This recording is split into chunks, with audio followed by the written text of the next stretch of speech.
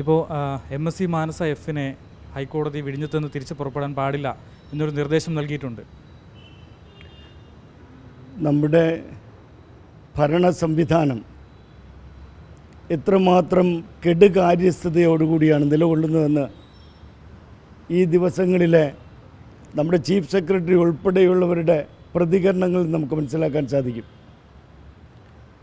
അറബിക്കടലിൽ കേരളത്തിൻ്റെ അതിർത്തിയിൽ 2 ആഴ്ചയ്ക്കുള്ളിൽ 2 വലിയ കപ്പൽ ദുരന്തങ്ങളാണ് ഉണ്ടായിരിക്കുന്നത്. ആദ്യത്തെ കപ്പൽ ദുരന്തം 24-ാം തീയതി യഥാർത്ഥത്തിൽ കപ്പൽ മറിയാൻ തുടങ്ങി. ആ സമയത്ത് നമ്മുടെ കോസ്റ്റ് ഗാർഡാണ് ഈ കപ്പലിലുണ്ടായിരുന്ന ക്യാപ്റ്റൻ ഉൾപ്പെടെ ക്രൂവിനെ രക്ഷപ്പെടുത്തിയത്. ആ സമയത്ത് ഈ കപ്പലുമായി ബന്ധപ്പെട്ട നടന്ന സംഭവങ്ങൾ എന്തെങ്കിലും ഉണ്ടെങ്കിൽ അത് റിപ്പോർട്ട് എടുക്കേണ്ടത്, അത് പോലീസ് വിവരങ്ങൾ ശേഖരിക്കുകയെങ്കിലും ചെയ്യാമായിരുന്നു. പക്ഷേ അവരെയൊക്കെ വളരെ താലോലിച്ചിങ്ങനെ പറഞ്ഞയക്കുകയാണ് ചെയ്തത്. ഇന്നലെ കൊച്ചി കോസ്റ്റൽ പോലീസ് ഈ എൽസാത്രി കപ്പൽ കമ്പനിക്കെതിരെ, അതോടൊപ്പം തന്നെ ക്യാപ്റ്റനെ ക്രൂവിനെയൊക്കെ പ്രതി ചേർത്ത് ഒരു കേസ് ഫയൽ ചെയ്തുവെന്ന് പറയുന്നു. ഈ കേസ് ഫയൽ ചെയ്യുന്നതെന്ന് പറഞ്ഞാൽ അവരുടെ മുഖം രക്ഷിക്കാനുള്ളൊരു നടപടിയുടെ ഭാഗമാണ്. എനിക്കിത് മനസ്സിലാക്കാൻ സാധിക്കുന്നത് ഈ കപ്പൽ കമ്പനിയെ സംരക്ഷിക്കാനായിട്ട് നമ്മുടെ ഭരണകൂടം എടുക്കുന്ന ഒരു നിഗൂഢമായ നീക്കത്തിൻ്റെ ഭാഗമാണ്. ഈ 10-12 ദിവസം കൊണ്ട് അവർക്ക് ഇതിൻ്റെ എവിഡൻസുകൾ, അതുപോലെ തന്നെ അവർക്ക് ഇതിൻ്റെ തിരക്കഥ തയ്യാറാക്കാനായിട്ട് സാധിക്കും. അങ്ങനെ കമ്പനിക്ക് അവരുടെ തിരക്കഥ തയ്യാറാക്കി അവർക്ക് സുഗമമായി രക്ഷപ്പെടാൻ, അതാണ് നമ്മുടെ ചീഫ് സെക്രട്ടറിയുടെ പ്രതികരണങ്ങളിൽ നിന്ന് നമുക്ക് മനസ്സിലാക്കാൻ സാധിച്ചത്. വിഴിഞ്ഞം കണ്ടെയ്നർ പോർട്ടുമായി ബന്ധപ്പെട്ട് ഈ പറഞ്ഞിരിക്കുന്ന MSc കമ്പനിക്ക് എന്തോ കൂട്ടുകെട്ടുണ്ടെന്ന് പറഞ്ഞു. അപ്പോൾ ആദ്യം പൊളിക്കേണ്ടത് ആ കൂട്ടുകെട്ടാണ്. ആ കൂട്ടുകെട്ട് പറയുമ്പോൾ തന്നെ ഇതിനകത്തുള്ള നിഗൂഢമായ നീക്കങ്ങൾ, അന്തർധാരകൾ നമുക്ക് മനസ്സിലാക്കാൻ സാധിക്കും.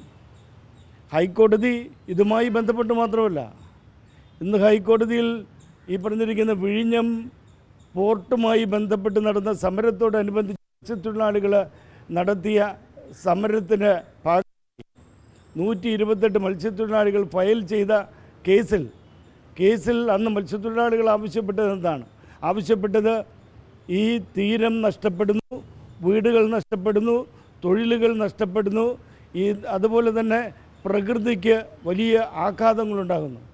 ഇത് സത്യസന്ധമായിട്ട് പഠിക്കാനാണ്. പക്ഷേ ബഹുമാന്യനായ ശാസ്ത്രജ്ഞൻ കുടാലെ പൊതുജനങ്ങളെ കബളിപ്പിച്ചുകൊണ്ട് ഒരു തെറ്റായ റിപ്പോർട്ടാണ് ഹൈക്കോടതിയിൽ സമർപ്പിച്ചത്. അതുപോലെ തന്നെ ഇന്നും നമ്മുടെ ഭരണ സംവിധാനത്തിൻ്റെ പിഴവുകൾ മനസ്സിലാക്കിക്കൊണ്ടാണ് ഹൈക്കോടതി ഈ MSc കപ്പലിനെ ഈ പോർട്ടിൽ നിന്ന് വിടരുതെന്ന് പറഞ്ഞിരിക്കുന്നത്. കാരണം ഇതിൻ്റെ തുടക്കം മുതൽ ഈ കപ്പൽ വിഴിഞ്ഞത്ത് നിന്ന് സഞ്ചരിക്കാൻ ആരംഭിക്കുന്ന സന്ദർഭത്തിലൊക്കെ കടൽ വലിയ പ്രക്ഷുബ്ധമായിരുന്നു, വലിയ തിരകളായിരുന്നു, അതോടൊപ്പം തന്നെ വലിയ കാറ്റുമുണ്ടായിരുന്നു. അപ്പോൾ ഇത് സുരക്ഷിതമായി സഞ്ചരിക്കാൻ യോഗ്യമായ രീതിയിലാണോ ആ കപ്പൽ? അതുപോലെ തന്നെ ഈ വിഴിഞ്ഞത്ത് നിന്ന് ഈ കപ്പലിലേക്ക് അടുക്കിയ ആ കണ്ടെയ്നറുകൾ കപ്പലിൻ്റെ സുരക്ഷ ഉറപ്പാക്കാൻ സാധിക്കുന്ന രീതിയിലാണോ ചെയ്തത്? മുൻപ് തന്നെ പറഞ്ഞിട്ടുണ്ട്, ഈ വർഷകാലത്ത് വിഴിഞ്ഞം തുറമുഖത്തിൻ്റെ ട്രാങ്ക്വിലിറ്റി, അതിൻ്റെ ശാന്തത ഇല്ലായിരിക്കും. അതാണ് നമ്മൾ ഈ ദിവസങ്ങളിൽ കണ്ടത്. 4 കപ്പലുകൾ പുറത്തു കിടന്നത്, ഉൾക്കടലിലാണ് കിടന്നത്.